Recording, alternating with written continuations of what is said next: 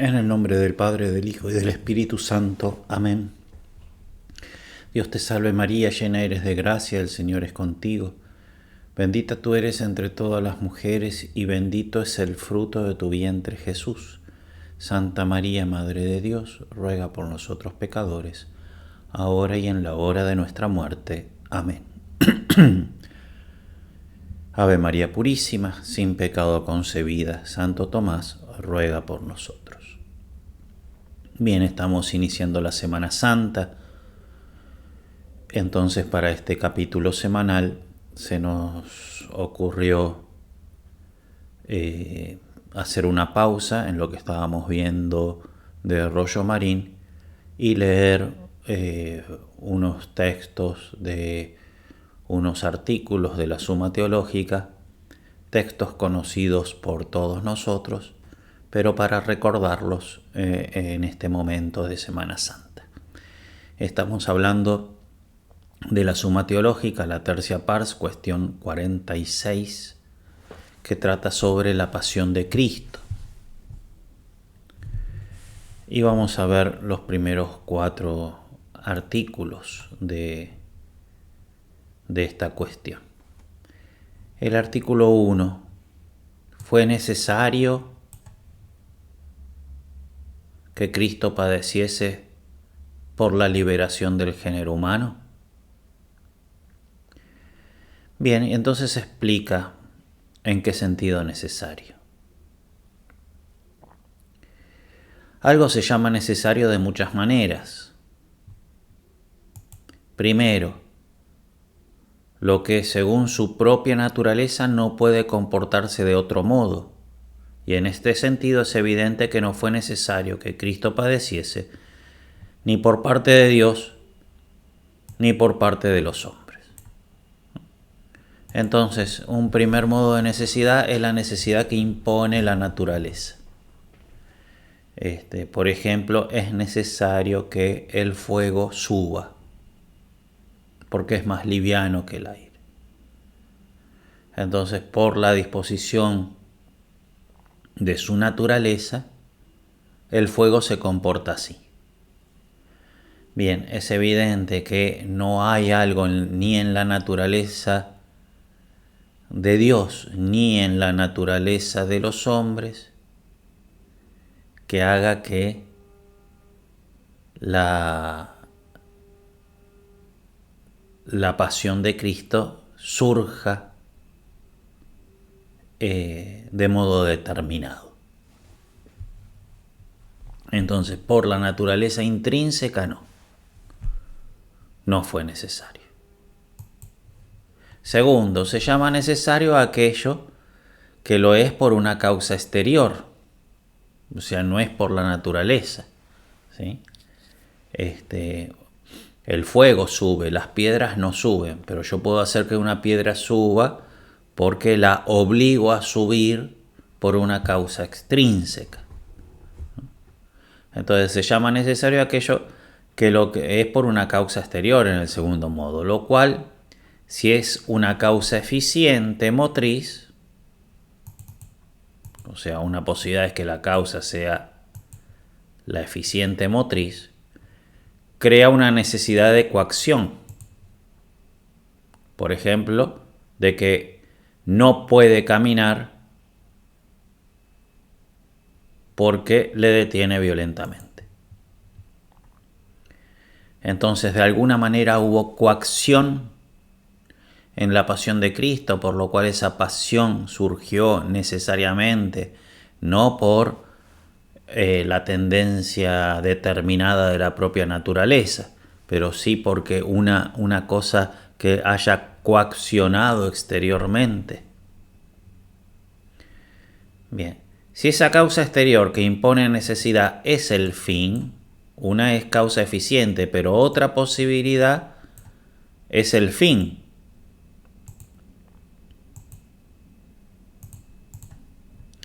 Se dice que algo es necesario por imperativo del fin, no coacción, sino imperativo del fin. Como por ejemplo, un fin no puede lograrse de ningún modo o no puede conseguirse de un modo conveniente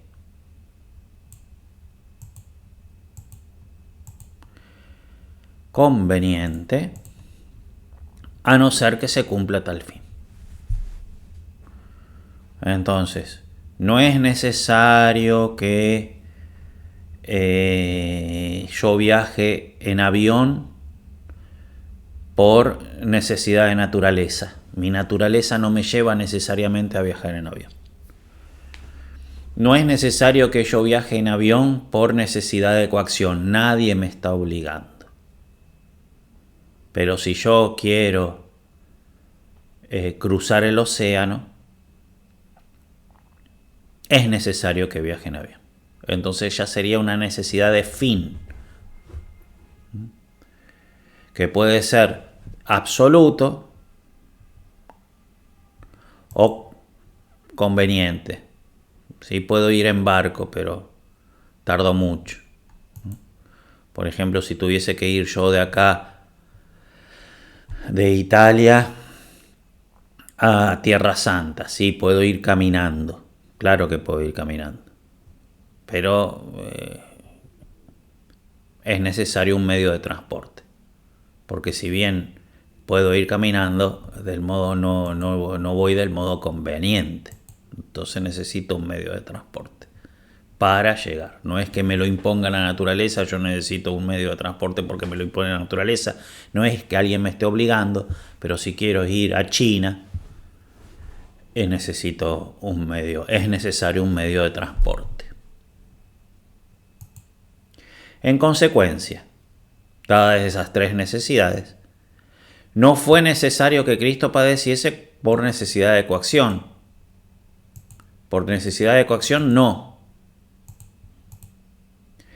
De naturaleza ya dijo que no, ni por parte de Dios ni por parte de los hombres. Y necesidad de coacción, no. Ni por parte de Dios, que decretó que Cristo padeciese, o sea, nadie obligó a Dios. Fue libre por parte de Dios. Ni tampoco por parte de Cristo. Porque ni siquiera el Padre le quitó la libertad. Cristo lo asumió voluntariamente. De modo tal de que no hay necesidad de coacción ni en Dios ni en Cristo. Sin embargo, fue necesario por razón del fin.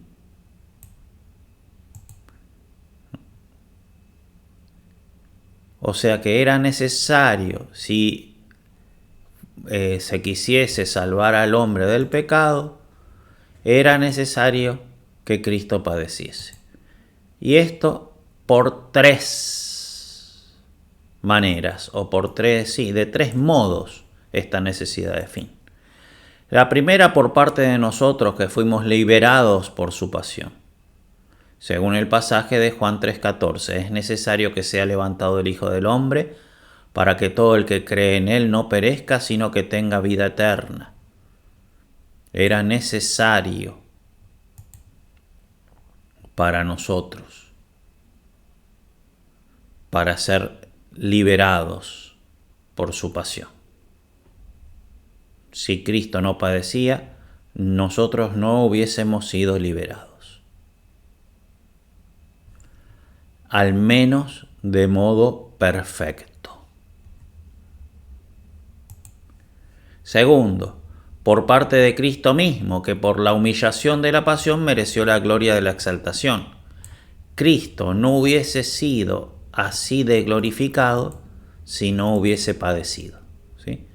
Nosotros no hubiésemos sido así liberados si Cristo no hubiese padecido. Capaz que hubiésemos sido liberados de otro modo, mucho más imperfecto, eso lo va a tratar en artículos que siguen, pero para ser liberados así como fuimos liberados, era necesaria la pasión. Recuerden de que está hablando también del modo más conveniente, ¿no?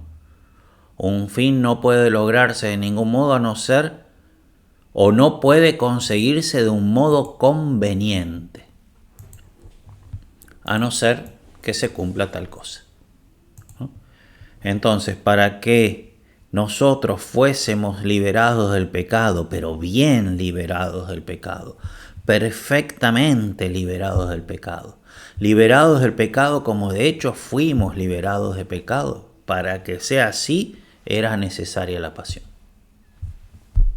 Después, para que Cristo recibiese la gloria que recibió, era necesaria la pasión, porque sin la pasión no hubiese sido así exaltado. Y en tercero, por parte de Dios, cuya decisión sobre la pasión de Cristo fue profetizada en la Escritura. Entonces, para que se cumpliese los designios de Dios. Si no se hubiese dado la pasión, no se hubiesen cumplido los designios de Dios. Entonces, tres necesidades. Descartada la necesidad de naturaleza, descartada la necesidad de coacción, queda la necesidad de fin. Y la pasión es necesaria por razón del fin. ¿Cuáles fines? Tres fines. Uno, la liberación nuestra del pecado, que como veremos más adelante, Dios la podría haber hecho de otro modo. Pero así como fuimos liberados, tan perfectamente como fuimos liberados, no hubiese sucedido si no fuese por la pasión. Entonces la pasión fue necesaria para nosotros ser liberados del pecado de modo perfecto, así como fuimos liberados. Después, era necesaria para la gloria de Cristo. Cristo no hubiese sido glorificado así como fue glorificado si no fuese por la pasión de Cristo. Y en tercer lugar, era necesario para el cumplimiento de las profecías. Artículo 2. ¿Fue posible un modo de liberación de la naturaleza humana distinto al obtenido por la pasión de Cristo?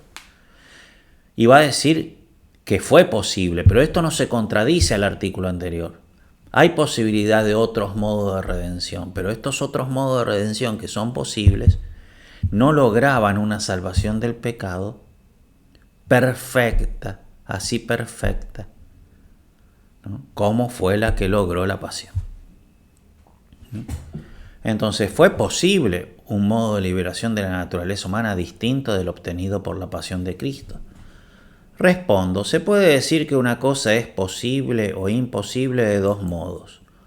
Uno, llana y absolutamente.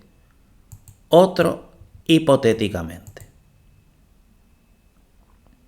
Hablando pues llanamente y en absoluto, a Dios le fue posible liberar al hombre por un modo distinto del que supone la pasión de Cristo, porque para Dios no hay nada imposible. Dios podría haber liberado al hombre de otros modos. ¿Sí? Por ejemplo, le podría haber dicho, listo, te perdono del pecado. Es verdad, no hubiese sido tan perfecto por muchísimos motivos que veremos más adelante. Entonces el hombre no hubiese sido liberado del pecado así perfectamente como de hecho fue. Pero de hecho podría haberlo liberado así, simplemente perdonándolo, tomate perdón. O por otros medios. ¿Sí? Pero planteado el problema en una hipótesis concreta fue imposible. Porque es imposible, o sea que con una hipótesis concreta planteado, pero veremos que esta hipótesis concreta es de hecho la hipótesis que se da en la realidad. Por ejemplo, Dios se podría haber encarnado, no era sin la ayuda de la Virgen María. Podría haber aparecido así directamente como hombre, sin necesidad de nacer de una mujer. O podría haber elegido otra mujer, pero la eligió a la Virgen. Y si la Virgen hubiese dicho que no, no se encarnaba. Entonces, si bien no era absolutamente necesario, Dios podría haber elegido otros medios y usado otros medios y no depender de nadie, por así decirlo.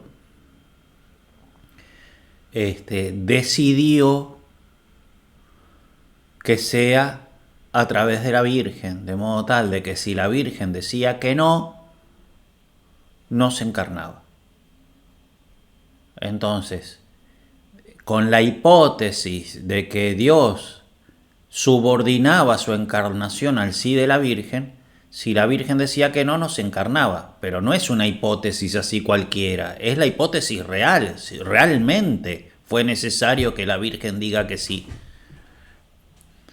porque era una hipótesis que fue la hipótesis que se concretó, y entonces en esa hipótesis lo de el sí de la Virgen era necesario. Dios me podría haber creado de millones de maneras diversas, pero decidió con mis papás. Y si mis papás no se hubiesen conocido, yo no existiría. Era necesario que mis papás se conociesen para que yo existiese, y Dios podría haber elegido otros medios. Sí, pero en el orden que Él eligió, de hecho, era necesario. Entonces es una necesidad hipotética, pero no una hipótesis que yo imagino, sino la hipótesis que se da en la realidad. Bien, entonces, una necesidad es esa, la necesidad lisa y llana, pero después está la necesidad hipotética. Planteado el problema de una hipótesis concreta, fue imposible. Porque es imposible que la presencia de Dios engañe. Entonces, dado que Dios ya conocía que iba a ser así, tenía que ser así. Es imposible que la presencia de Dios se engañe y que su voluntad o determinación sea anulada. Entonces, ya que Él sabía que iba a redimir el género humano con la pasión. Estaba profetizado el protoevangelio. Y Él sabía, Él había determinado el primer predestinado, Cristo. Entonces, dado esa hipótesis, que de hecho fue la que se dio, supuestas pues la presciencia y la preordenación divina sobre la pasión de Cristo, no era posible a la vez que Cristo no padeciese y que el hombre fuese liberado de otro modo por medio de su pasión. Así como, según el orden de Dios, yo no hubiese nacido si mis papás no se hubiesen conocido, por más que Él me hubiese podido crear de otro modo, así, según el orden preestablecido por Dios, el hombre no hubiese sido liberado del pecado si no fuese por la pasión de Cristo. Entonces, ¿podría Dios haber elegido otros medios? Pero lo que eligió. Contradice el artículo 1, que decía que era necesario. Y uno puede decir, no lo contradice porque es la necesidad hipotética, pero no solo la necesidad hipotética, sino que no lo contradice el artículo 1 al artículo 2 o el artículo 2 al artículo 1, porque si bien Dios podría haber elegido otros medios para la salvación nuestra del pecado, la salvación nuestra del pecado no hubiese sido así como fue, súper perfecta, sino hubiese sido una salvación del pecado deficiente. Por eso el artículo 3. ¿Hubo otro medio más oportuno para liberar al hombre que la pasión de Cristo? Y ahora va a mostrar de que, si bien podría haber elegido otros medios, así como lo liberó tan súper perfectamente, solo la pasión de Cristo. Y dice así Santo Tomás: respondo, un medio es tanto más conveniente para conseguir un fin, cuanto más ventajas concurren en él para lograr tal fin. Entonces se trata de un medio, el medio más conveniente para lograr un fin, porque trae muchas ventajas, pero no ventajas accidentales, sino ventajas para lograr el fin. ¿Qué es mejor, viajar en colectivo? ¿Qué es mejor para viajar a Roma, en colectivo o en tren? En colectivo. ¿Por qué? Y porque te dan un helado. Bueno, pero es una ventaja accidental, no tiene nada que ver con llegar a Roma que te den un helado. Entonces no es que la pasión de Cristo agregaba ventajas accidentales que no tienen nada que ver con la salvación de los hombres. No.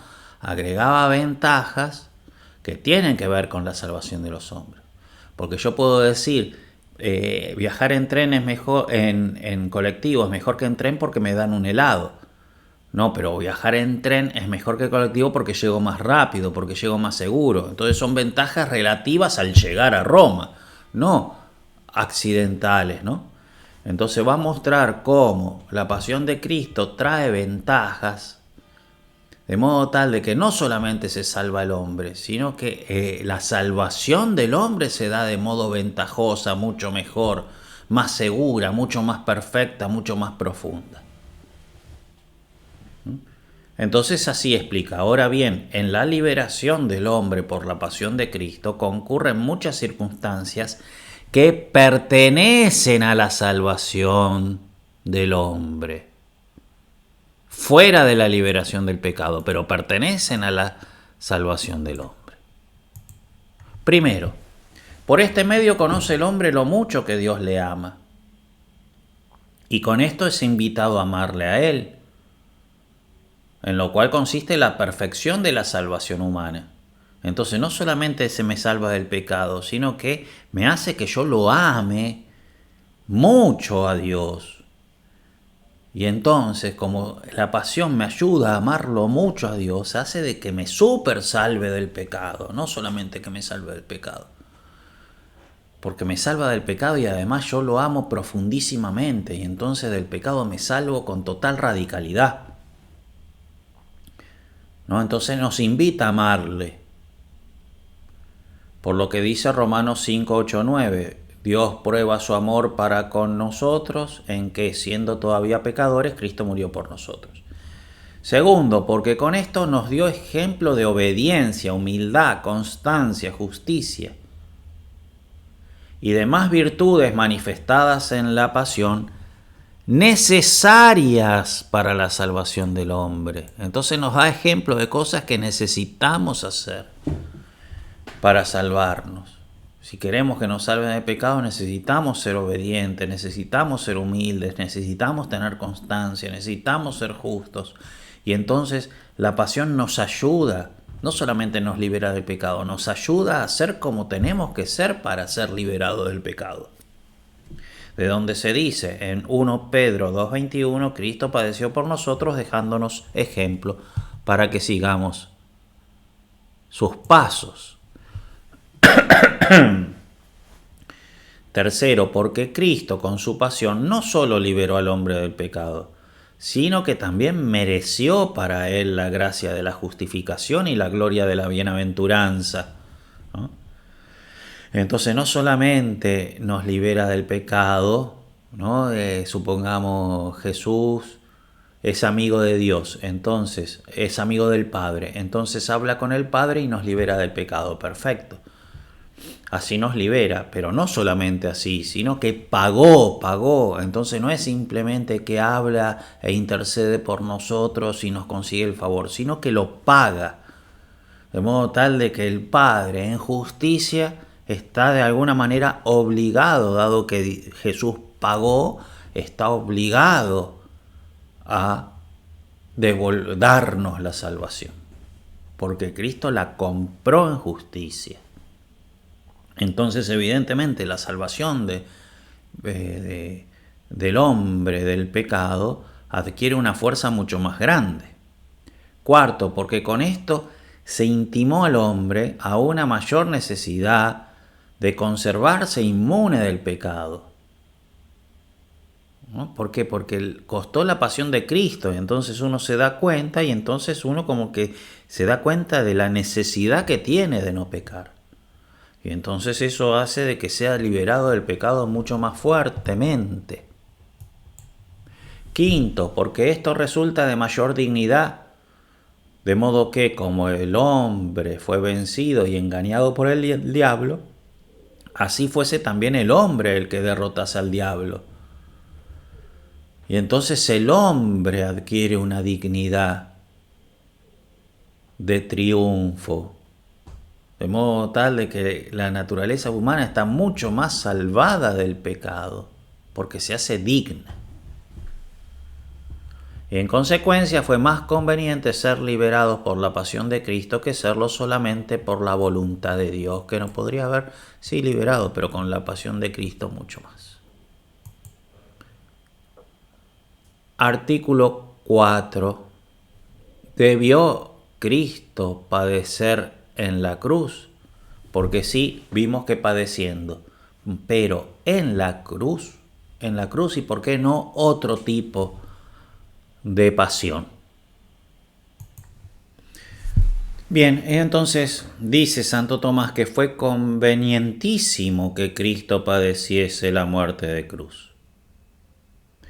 Primero, para ejemplo de virtud. Entonces la virtud que muestra Jesús en la cruz es una virtud particular.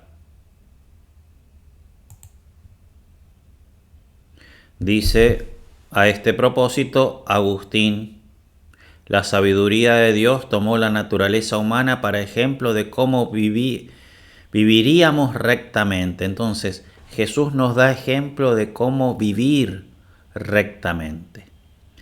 Y pertenece a la vida recta el no temer lo que no debe ser temido. Entonces nos da ejemplo de no tener miedo a las cosas que no tenemos que tener miedo. Hay cosas que tenemos que tener miedo, que está bien tener miedo. Pero hay cosas que no hay que tener miedo. Y Jesús nos da ejemplo de las cosas a las cuales no tenemos que tener miedo. Pero hay hombres, dice, que si bien no temen la muerte, porque no hay que temer la muerte, tienen horror a algún género particular de muerte. Por consiguiente, para que ningún género de muerte hubiera de ser temido por el hombre que vive rectamente, hubo de mostrárseles el género de muerte en cruz de aquel hombre, pues nada había entre todos los géneros de muerte más execrable y más temible que aquel. Se temía mucho el morir en cruz. Segundo, porque este género de muerte era el más conveniente para satisfacer por el pecado del primer hombre. Entonces ahora empieza Santo Tomás a dar algunos argumentos que son más bien alegóricos, simbólicos, pero igualmente hay que tener en cuenta que con la simbología de la realidad, Dios nos habla. Así que estos argumentos simbólicos, por así decirlo, son igualmente el modo con el cual Dios nos habla, de modo tal, son las palabras de Dios esta simbología de alguna manera.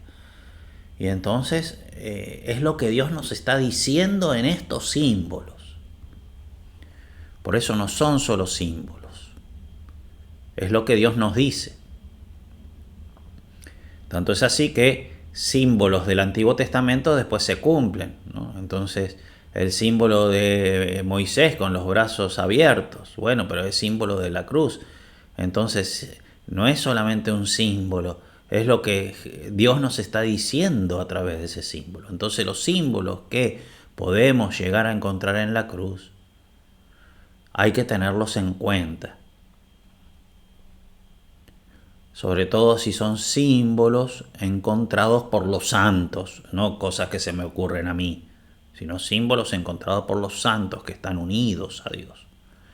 Entonces veamos los símbolos que encuentra Santo Tomás. Segundo, porque este género de muerte era el más conveniente para satisfacer por el pecado del primer hombre, que consistió en tomar el fruto del árbol prohibido. En contra del mandato de Dios, Adán sacó del árbol algo que Dios le decía que no tenía que sacar. Y por eso fue conveniente que Cristo, a fin de satisfacer por aquel pecado, tolerase ser clavado en un madero, como si restituyese lo que Adán había robado. Entonces, así como Adán sacó, Cristo se clavó. Tercero, como dice el Crisóstomo en un sermón sobre la pasión, padeció en un alto madero y no bajo techado, para que hasta la condición del aire fuera purificada.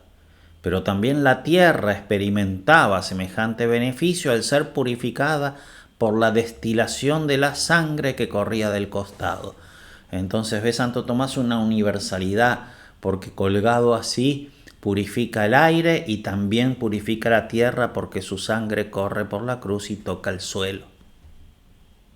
Cuarto, porque al morir en la cruz prepara nuestra subida a los cielos, como dice el Crisóstomo. Entonces está elevado, entonces muestra cómo la cruz es camino hacia el cielo. Y esta es la razón por la que el mismo Jesús dice en Juan 12, 32, 33, yo si fuera levantado de la tierra, lo atraeré todo hacia mí, hacia la cruz y hacia el cielo, ¿no? La cruz en el medio de esa elevación. Quinto, porque esto corresponde a la salvación universal de todo el hombre. Por lo cual dice Gregorio Niceno, que la figura de la cruz dividida en 4 extremidades a partir del punto medio de intercesión significa que el poder y la providencia de aquel que pendió en ella se difundieron por todas partes. Es un centro y para todos lados. Y el Crisóstomo dice también que en la cruz muere con las manos extendidas a fin de atraer con una mano al pueblo del Antiguo Testamento y con la otra a los gentiles. Entonces esa universalidad también con las manos extendidas. Sexto, porque este género de muerte indica varias virtudes. Y acá todas las virtudes que indica este género de muerte. Pues la anchura, los brazos extendidos, lo ancha que es la cruz. La anchura se halla en el madero fijado transversalmente en lo alto, ¿sí? Transversalmente. Esto pertenece a las buenas obras, puesto que allí se extienden las manos. Entonces esa anchura del travesaño de la cruz con las manos extendidas muestra las buenas obras generosas. La longitud en el trozo que es visible desde el travesaño hasta la tierra, o sea, desde el centro hasta abajo, esa parte visible, ahí en cierto modo se está de pie. Entonces habla de la perseverancia y la firmeza. La altitud se halla en aquella parte del travesaño hacia arriba. Y esta muestra la suprema expectación, la esperanza, muestra de que se vive mirando hacia el cielo. Y por último, la parte, ¿sí?, vertical, pero que está enterrado bajo tierra, clavada, significa la profundidad de la gracia. Porque esa parte que está enterrada y no se ve es la que sostiene toda la cruz, y así la gracia, que es invisible y es gratuita y es profunda, es la que sostiene toda nuestra vida espiritual.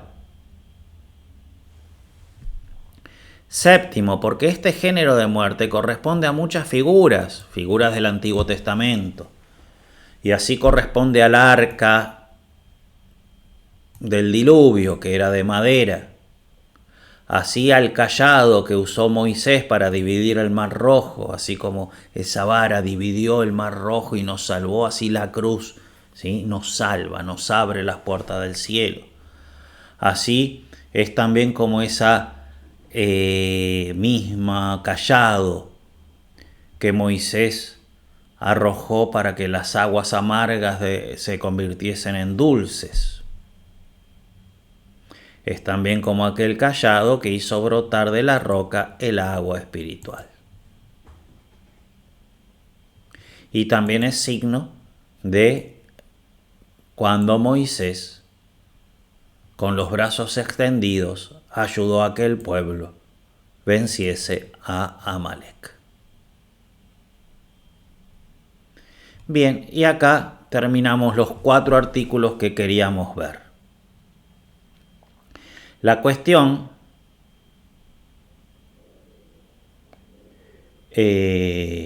tiene en realidad 12 artículos. Esta cuestión 46. 12 artículos. Nosotros hemos visto 4. En los artículos 5 y 6 se pregunta si Cristo sufrió todos los tormentos y si sufrió el mayor de los dolores. Los artículos 5 y 6 son de mucho provecho para meditar durante esta Semana Santa. Artículos 5 y 6 de la cuestión 46 de la Tercia Pars. Deja mucho fruto meditar sobre los dolores de Jesús, que están señalados en los artículos 5 y 6. Pero nuestra meditación de los dolores de Jesús no es una meditación morbosa del dolor, sino que es un camino que nos hace descubrir el amor de Jesús, que asume esos dolores por nosotros. Como el amor de Jesús vence esos dolores porque es capaz de superarlos, de llevarlos adelante. Y es un amor de Jesús hacia nuestra salvación. Eso es lo que tenemos que principalmente descubrir, el amor de Cristo por nosotros. Y en varios lugares de esta cuestión 46 se pone de relieve el amor de Cristo por nosotros al hacerse referencia a la voluntariedad de Cristo en la pasión. De lo que hemos visto nosotros, de los primeros 4 artículos, pero después se hace todavía más presente, ¿no? Pero de los artículos que hemos visto nosotros podemos resaltar que la pasión no tuvo necesidad de coacción, que la redención de los hombres se hubiese podido hacer de otro modo.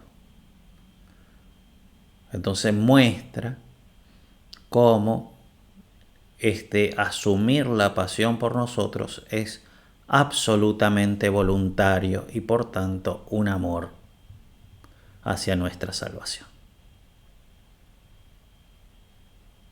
Bien, aprovechemos esta Semana Santa entonces para conocer el amor de Cristo. Se lo pedimos a la Virgen. En el nombre del Padre, del Hijo y del Espíritu Santo. Amén.